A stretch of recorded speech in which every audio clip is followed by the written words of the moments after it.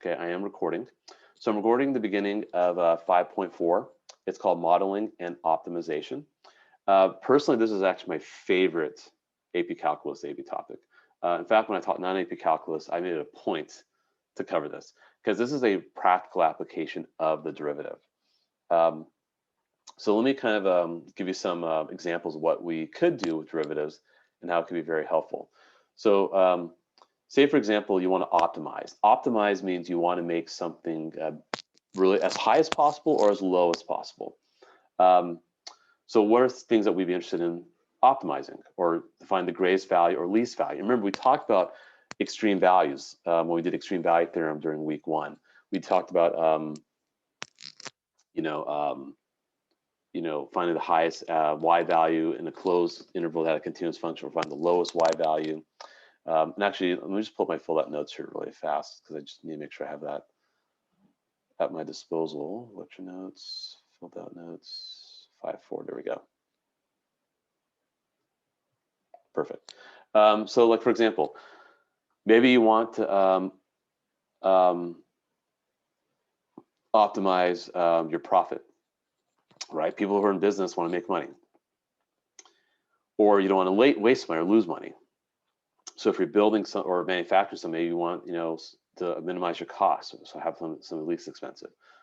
Or say, for example, you have a given perimeter, like say you're trying to make a fence and or an enclosure, and you have only a certain amount of material available to build the fence. You want to maximize the area. Myself personally, what I like to do. So you guys know I love playing fantasy sports. There's something called an optimizer, where actually it's a code that I borrowed. I didn't build this code, but I borrowed the code. But I understand the code because I know I'm Python literate. So this is in Python code, where actually I have a model I use to actually determine how many points a player will score in each game. And then there's certain parameters that you have to satisfy, like you can only pay a certain amount of money for each player. You can't get more than certain number of players from each team. You have to play at least 2 games. And so within all those parameters, I want to be able to optimize the highest score. And so this is something that I use to play fantasy sports. And maybe that's why I did so well in my fantasy league, because I was able to do this kind of stuff. So these are things that where calculus actually plays a role, believe it or not. People say, when you use it in real life, it's used a lot, trust me. But you have to be in that kind of STEM world to use it. So if that's your trajectory, your path, yeah, you're totally gonna be using calculus. And that's why this was one of my favorite topics, because it's just so practical. But let's start with something kind of basic first, and then we'll ramp it up. So let's look at this one here. The sum of 2 non-negative numbers is 100. So for example, I could have like 40 and 60, or 20 or 80, or 1 and 99. Those are non-negative numbers that add to 100. Here, find the numbers if the sum of one number and the square root of the other one has to be as large as possible. So it's kind of a weird condition, but we'll just go with it. So for example, what if like 19 and 81? Well, 19 plus root 81 is 28. What if that's 75 and 25? 75 plus root 25, that's pretty easy. That's going to be 75 plus 5, which is 80.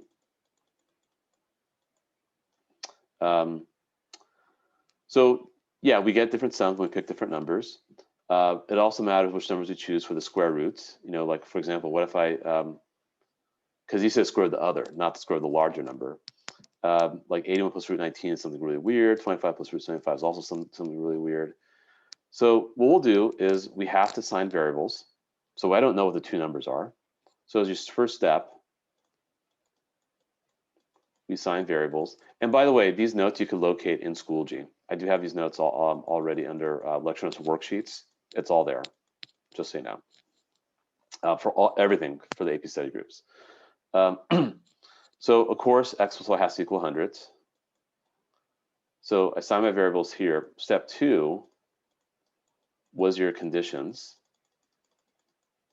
That's a condition I must satisfy. And they have to be non-negative, meaning that x has to be bigger than or equal to 0, and it can't be more than 100. Likewise for y, because if x is more than 100, then y will be negative, and vice versa. And likewise, sorry, for y. then what I do, I'll do some isolation here of x and of y, because I'm going to have to do a substitution eventually. Now, the third step is you need your optimal function. What's the function that we want to optimize? We want to optimize this. X plus root y want to be an absolute max. So that's your third step. So the first three steps are all about preparation. Let's assign variables for what I don't know, x and y, two numbers I don't know. What are the conditions? They have to have 100 and obviously be not negative, so greater than or equal to 0. The third one is, what am I trying to optimize? I'm trying to optimize x plus root y. Fine. Or you can say y plus root x. Doesn't really matter. But you want that to be as big as possible. The other thing that we need to do as well, step 4, is to get your optimal function in terms of one variable.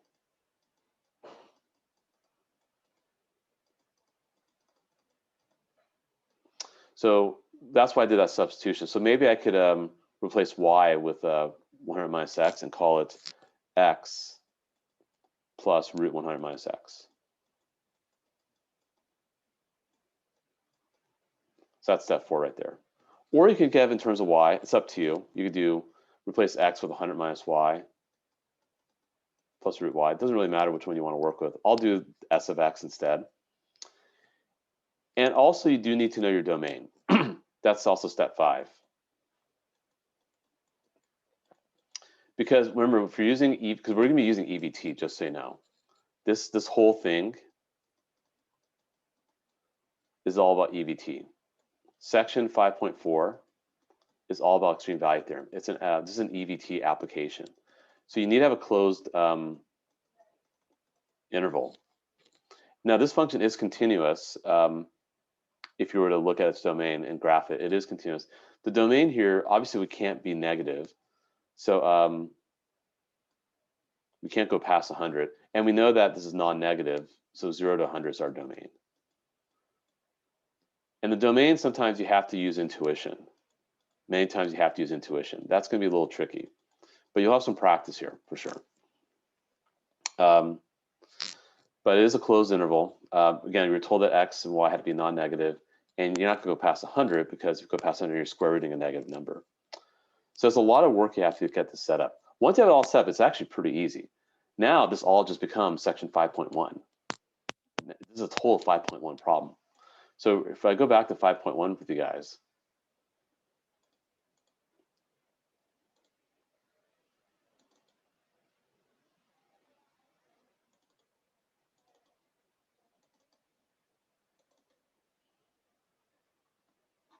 so you might remember we had these problems here. We had a function, and you had a closed interval. You had first notes that EVT applies as continuous in the closed interval. Then you took the derivative, set it equal to 0, found your critical points.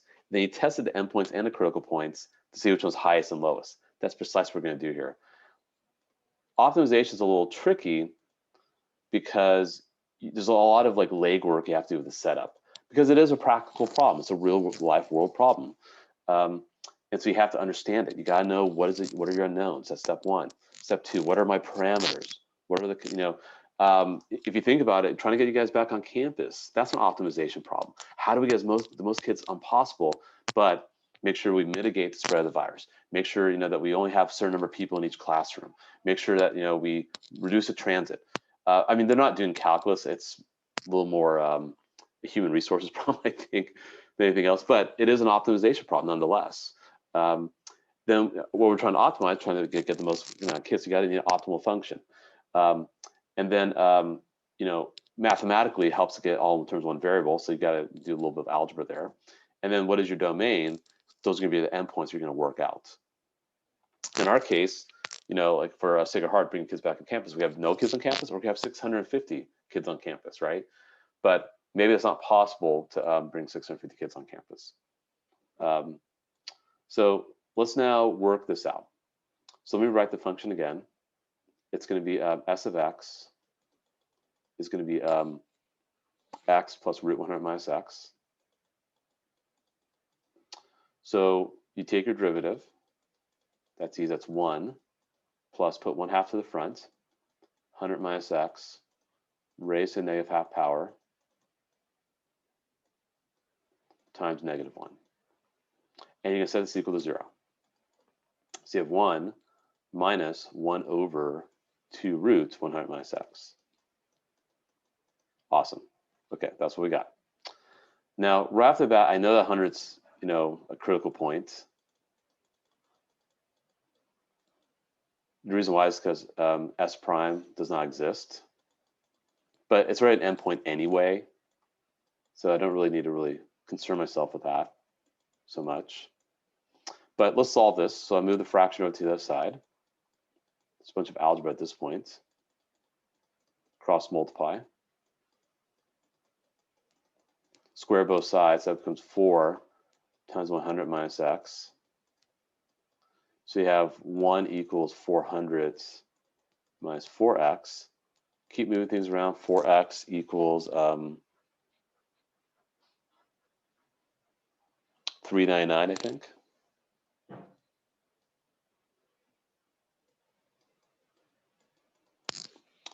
X should be, there's a calculator here. 399 divided by 4 is 99.75. By the way, it didn't say integers, so it could be real numbers, right? Didn't say it had to be an integer. So x is 99.75. So that's a critical point as well. So that makes s prime equal to 0. Then remember, when we did EVT, so that was, so that's step 6, basically. Step 6 is to find derivative and critical points. And then step 7, it's actually the final step, I'd say, is going to be to test the endpoints and the critical points. So I'll make a little table here.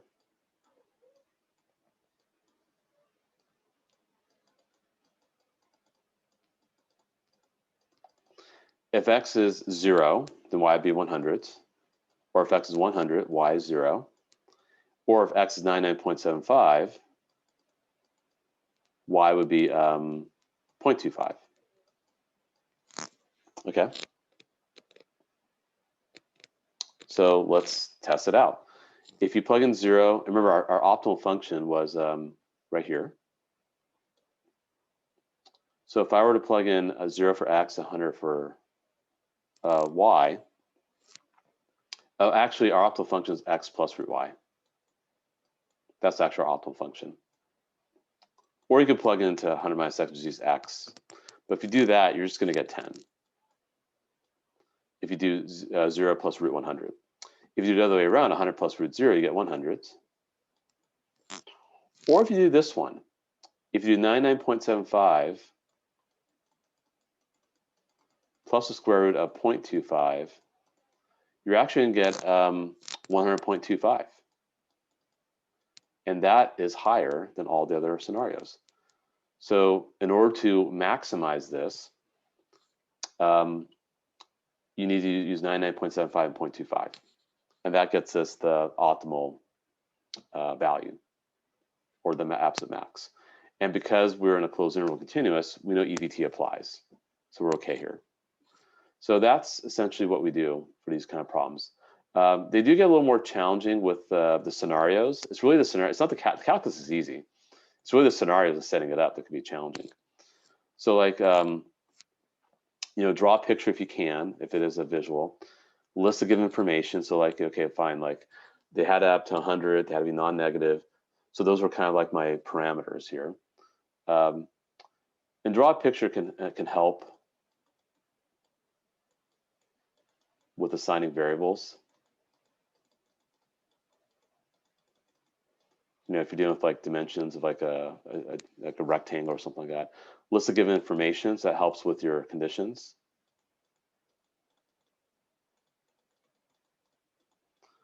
What does he want to maximize or minimize? So obviously that's your optimal function. And come up with the formula. That's kind of the same thing here. Find and state the domain I talked about as being step 5.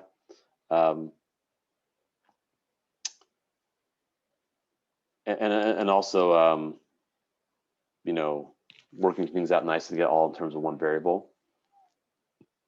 If necessary, vector variables, we'll talk about that. Find and state the domain. The analytical solution, obviously that's using EVT in a closed interval. State the answer fully, you know, after we test everything. And here they say beware of graphical solutions as the only method. AP requires calculus justification for max min. So you can't just like say, well, here's the graph of my function that I found. So the function we had was x plus root 100 minus x. And someone might just graph it and say, oh, well, it's the maximums right here. You actually need this part. This part is kind of important. So you can't just use a graph, just so you know, it's not accepted as justification. So you do need to kind of say like justification would be down here. So I didn't do that for the last example, but you do need to say that, hey, you know, because we met the conditions of EVT, we're continuous on closed interval, EVT applies, and if you list them and, you know, test endpoints or critical points, then they would realize that you are doing your justifications correctly.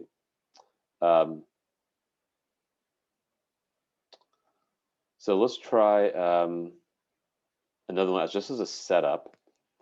And then I'll do a video on pages 3, 4, 5, 6 that I'll share in Schoology. Probably will do it later tonight is my guess. And then by tomorrow, I'll post some things that you guys can do over break.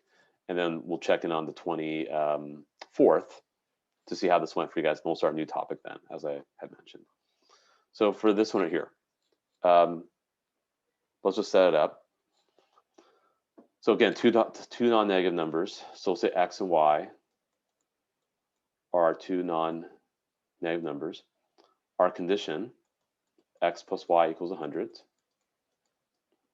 Also, 0 must be between x and 100. And y must be also between 0 and 100.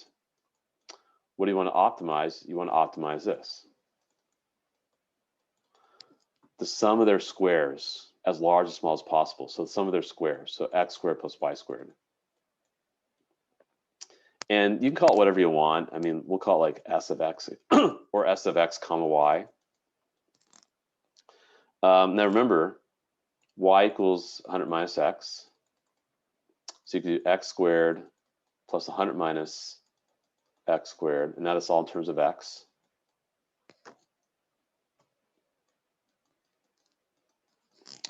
And your domain, of course, from 0 to 100.